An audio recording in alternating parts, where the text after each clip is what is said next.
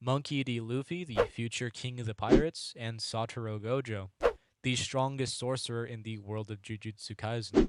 In this video, we're going to be putting both of these guys against each other to see who hits harder. Cool. And this is actually a pretty interesting matchup, and I'm doing this because I've already done Naruto versus Gojo and Aizen versus the entire Jujutsu Kaisen verse, which, to be fair, is interchangeable with Ichigo, but it's actually been a fat minute since I've even discussed Luffy on the channel, and believe it or not, a lot of the scaling in Jujutsu Kaisen has actually changed pretty drastically since I made my last video on it. If you do end up enjoying this video, be sure to like and subscribe.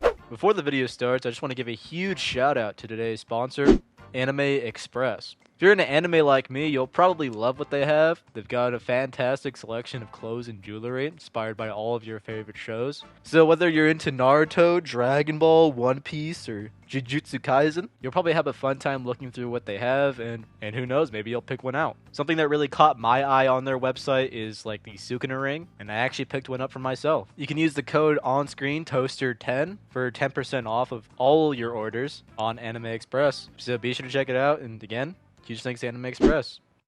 When scaling Gojo's strength, there are many aspects to consider that demonstrate just how powerful he really is. For instance, domain expansions represent the pinnacle of a Jujutsu sorcerer's abilities, using their own curse energy to create an entire environment practically from nothing. While there are certainly arguments to be made about how a domain scale might not directly correlate to their overall power, this shouldn't really matter when it comes to someone like Gojo. It's reasonable to conclude that even domains like Dagons or even Jogos can be used to scale Gojo quite easily, given that he effortlessly shattered Jogo's domain and later spammed his own domain against Sukuna. I do want to add that even without the domains and just saying Gojo scales to these mountain-sized or island-sized spaces, Gojo would pretty concretely scale to Jogo's maximum meteor that was shown murking a portion of a city. This is very low end for Gojo, given the fact that he's able to spam domains that are superior to Dagon and Jogo's domain, putting him very concretely into that island level ranges of power. Speed has probably been the most contentious part of the Jujutsu Kaisen scaling for the past few years. For instance, we went from Mach 3 being a tier of speed that was looked at as pretty much top tier, with the exception of the absolute strongest characters in the series being able to shatter that, to Gege literally confirming that he basically uses the word Mach as sort of a cool play on words. In other words, we should be able to upscale a majority of the verse based on calcs pretty consistently without it being but Mach 3. The most notable speed amp that we received was actually from the anime, where we see one of Megami's Shikigami using bolts of lightning to charge at Edo with Toji, and we have Toji viewing it in slow motion practically. This is very impressive, especially when looking at what we previously thought these characters actually capped at in terms of speed. Toji being able to dodge this bolt of lightning would obviously mean he'd be in that massively hypersonic ranges of speed, or faster than lightning itself. Maki post-awakening in the manga is also stated to be equal to the likes of Toji Fushiguro, and is shown being relative yet obviously inferior to a 15-finger Sukuna in Megami's body.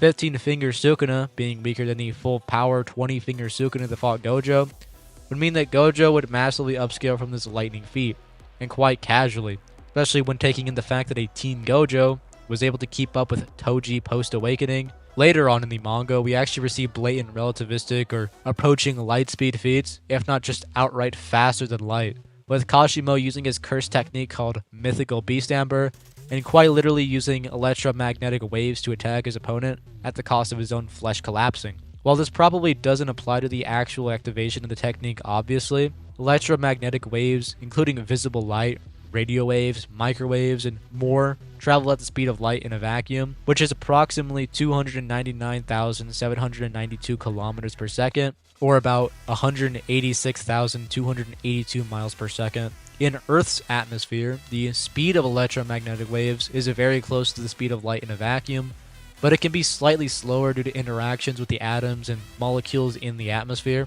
The speed of light in a medium, such as air or any other material, is determined by the index of refraction of that medium. The index of refraction is a measure of how much the speed of light is reduced in a particular material compared to its speed in a vacuum. In the case of Earth's atmosphere, the index of refraction is close to 1, meaning that the speed of light, and therefore electromagnetic waves, in the atmosphere is only slightly slower than in a vacuum. In practical terms, for most purposes, the difference in speed is negligible. So for most intents and purposes, electromagnetic waves can be considered to travel at the speed of light in Earth's atmosphere, or at the very least approaching the speed of light. Even taking that into consideration, Sukuna was able to move half the distance between him and Kashima's light speed or approaching light speed attack, and was able to dodge that attack while being heavily fatigued from fighting Gojo. It's been quite a while since I've gone over Luffy, and to be completely honest with you, I've only ever given him extreme high praise when it comes to his scaling. That's mostly because of the characters I was putting him up against, and it was just necessary to use his higher interpretations of power. For this video, I'll be completely reasonable when it comes to his scaling, and I'll let you know where I would concretely place Luffy without heavily exaggerating his power to star level like in my previous videos. With the awakening of Luffy's 5th gear, I think it has been abundantly clear that by this point in the series, Luffy has finally reached Yonko level status and has actually surpassed it if anything. Thanks to Luffy's 5th gear, we see him emerge victorious in their final clash, overpowering Kaido's strongest attack with the zone. I know that many people will claim that Kaido was weakened and had to fight several enemies before facing Luffy, which is kind of true, but not entirely realistic. The same goes for the supernovas. Kaido was barely damaged before Luffy had used advanced Conqueror's Haki. The only time he really got hit was when Zoro used his final attack, and even then, Kaido's only comment on this was, "It'll probably leave a scar," and that was about it. Yamato also gave him a good fight for a few minutes, but she knew from the very beginning that she wasn't going to be able to do anything but hold him off until Luffy arrived. In conclusion, before Luffy used Advanced Conqueror's Haki, no one is able to beat damaged Kaido. It's also evident that he didn't weaken as he sustained more damage. Kaido remained in top form at his strongest when the real fight occurred. After the awakening, Luffy was on par with Kaido and ultimately succeeded in defeating him. This leads to the conclusion that Luffy emerged stronger at the end of the battle and is by proxy Yonko level. This is important because all Yonko are relative to each other and are capable of engaging in direct confrontations. It's also stated that even in a 4-person standoff, the fight would never be easy, regardless of the outcome. This suggests that Whitebeard and Kaido are relative in terms of power. Whitebeard is a character who has been stated to have the capability of destroying the entire world. Now, before you argue that it's just in reference to sinking all land masses or not literally destroying the world, please have an open mind and at least hear the argument I provide. Sengoku stated that Whitebeard could destroy the entire world. There's a databook statement that says Whitebeard can tilt the planet, and there's another databook statement that doubles down on what Sengoku said, by also stating that Whitebeard can destroy the planet. Sengoku is extremely knowledgeable about Whitebeard, and as they've known each other and fought each other for many years, and Sengoku would have no reason to lie in the middle of a war. It'd be pretty silly to just, dismiss that because Sengoku is lying. And given the fact that this statement is actually doubled down on in many times, this statement is likely not hyperbolic, especially when Whitebeard can shake the planet, without taking in the fact that the One Piece world is actually several times the size of our own planet. He should actually scale more in that large planetary ranges of power. For this video, it won't be considered as it really isn't needed. Via this Whitebeard statement, he should scale to planet-busting power, with anything above a large planetary being very, very questionable. In terms of speed, very similar to things like Naruto and Bleach, light speed is practically baseline for how fast characters are in the series at this point, with things like Queen's light beams, Kizaru's light, as well as Kaido's raw speed alone. Kizaru has many databook statements of being able to move at light speed, who Whitebeard should actually be faster than due to being able to actually intercept. And there's honestly so many light speed feats and scans that I'll just throw up on screen, like the Henry Blazer, which is described as a light speed blade, and Luffy in Gear 5, who is Yonko level, scales to this quite casually, especially when taking the gear amps into consideration. Since we've gone over both characters and their actual stats and where they should scale, it's time for the actual arguments of the matchup and what makes this so contentious. Obviously, with these scaling provided, Luffy could probably one-shot, and depending on the gear multiplier, a lowballed Luffy in terms of speed could potentially also blitz. But that's not the reason you clicked on this video, most likely. The main part of Gojo's arsenal that makes him a character worth talking about when it comes to characters that are obviously stronger than him is his curse technique called the Limitless. Now, I've gone over the Limitless several times on the channel, so I'll go over it pretty briefly, and I won't get into too much depth when it comes to it. Gojo's Infinity works under the same principles as Zeno's Paradox. Allow me to explain. Imagine an attack being aimed at Gojo as it travels. As it travels, it covers half the distance between them in a certain amount of time. Then, in half of that time, it covers half the remaining distance, and so on. Since each time the distance is halved, it will always be greater than 0. There will always be some distance left between Gojo and the attack, therefore, the attack can never reach Gojo. Gojo must consciously determine which objects are affected by infinity. He can adjust this based on factors such as the object's mass, speed, and perceived level of threat, until he eventually masters this technique and can pretty much do it passively. Pretty much, if Luffy threw like a Bajin gun at Gojo, it would never reach him. It'd get extremely close, then practically slow down due to the space literally warping from his technique. Alongside this near-perfect defense also comes an arsenal of some attacks that are probably worth mentioning. The red technique takes this principle and applies it to a broader area, essentially pushing and repelling everything away. The blue technique, on the other hand, reverses this process and draws everything within its range infinitely closer together, essentially creating something akin to a miniature black hole.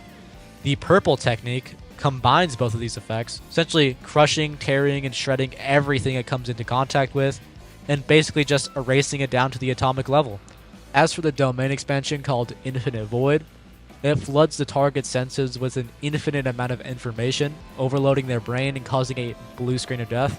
While things like purple would probably never hit Luffy, even using the fact that an unfatigued Sukuna was able to mildly react to a 200% holo purple, when a fatigued Sukuna could barely react and dodge Kashima's light speed attack, I think it's safe to say that holo purple is just definitely faster than light. Though if Sukuna is able to dodge it, so can Luffy due to him casually scaling to FTL and getting amped via the gears by several times over. And also, there's a huge chance that even if he couldn't simply tank purple, he could just negate it in Gear 5 due to being superior to Gojo's purple, similar to how Kaido, who was at least able to contest Luffy's pseudo Toon Force abilities. I think it's safe to say that Gojo, who should be weaker than Luffy, would be completely susceptible to Luffy's Toon abilities. As for domain expansion, I don't think there's really any way around it for Luffy, although it shouldn't really matter too much to begin with. Luffy isn't on the same level as someone like Goku, who could probably filter these things out, as he could theoretically process fourth dimensional information and blah blah blah. Luffy is just not on that level, and if he did get hit with Infinite Void, he'd probably just die and go brain dead. In my personal opinion, that doesn't really matter if we're assuming both are bloodlusted and actually trying to kill each other. Luffy is likely going to try to hit Gojo, realize that he can't get near him, then use Conqueror's Haki, which also just works extremely well on opponents who are far weaker than him, like Gojo, and just knock him out on some Bleach spiritual pressure shit. Meaning that Luffy might actually just flex and Gojo goes to sleep from just being near him.